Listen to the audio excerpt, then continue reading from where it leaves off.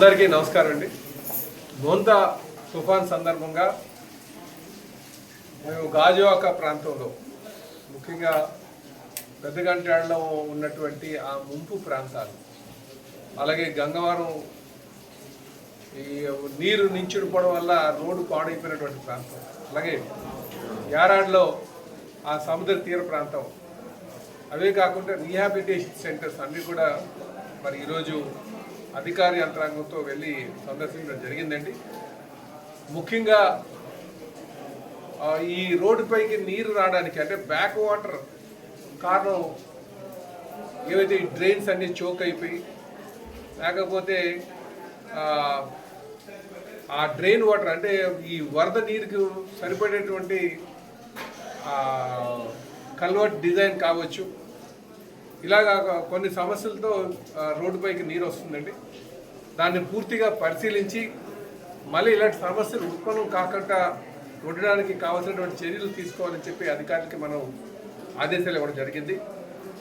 దాంట్లో ముఖ్యంగా ఈ ఎండ్ కెనాల్ అంటే మనకి ఈ వరద నీరంతా కూడా తీసుకుని సముద్రంలోకి తీసుకువెళ్ళేటువంటి ఆ కెనాల్, పరివాహక కెనాల్ ఏదైతే ఉందో దాన్ని పూర్తిగా మరమ్మతులు చేయాలి. అలాగే దాంట్లో ఉన్నటువంటి ఈ సిల్ట్ అంతా తీయాలి, పూడికి అంతా కూడా తీయాలని చెప్పేసి చెప్పడం జరిగింది.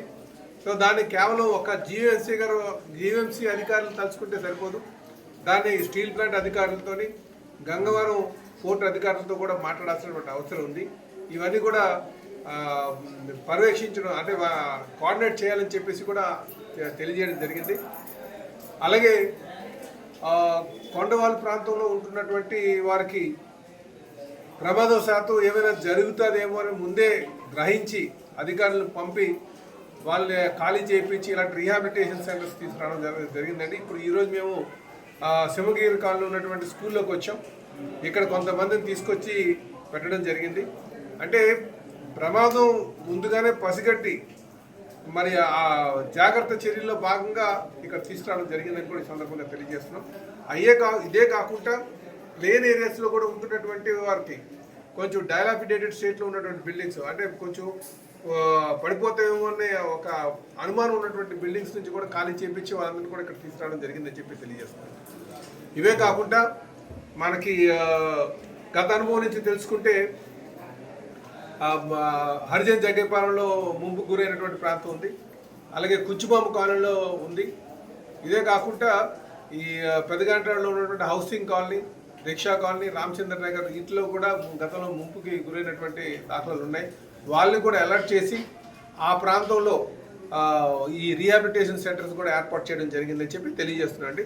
కనుక మేము అదే కాకుండా మా కార్యకర్తలు, నాయకులు, కూటమి పార్టీ నాయకులందరికీ కూడా వాళ్ళ ప్రాంతాల్లోనే కొంచెం అలర్ట్గా ఉండి అక్కడ ఉన్నటువంటి సమస్యలను తెలుసుకోవాలని చెప్పి తెలియజేయడం జరిగిందంటే దీంతోపాటు సచివాలయం స్టాఫ్, జీవీఎంసీ, పోలీస్, మిగతా డిపార్ట్మెంట్స్ అన్నీ కూడా కలిపి ఏపీఈపీడీసీలు ఎలక్ట్రికల్ డిపార్ట్మెంట్ కూడా గత హుదూద్ అనుభవం నుంచి మనకు తెలిసింది ఏంటంటే పవర్ ఎక్కువగా ఎఫెక్ట్ అవుతుంది ఎక్కువగా ఈదురుగాలికి. సో వాళ్ళని కూడా మనం అలర్ట్ చేయడం జరిగింది. ఇవే కాకుండా హాస్పిటల్స్లో కూడా ఈ జనరేటర్స్కి కావాల్సినటువంటి ఆయిల్ అది కూడా సమకూర్చుకోవడం కూడా తగ్గ ఆదేశాలు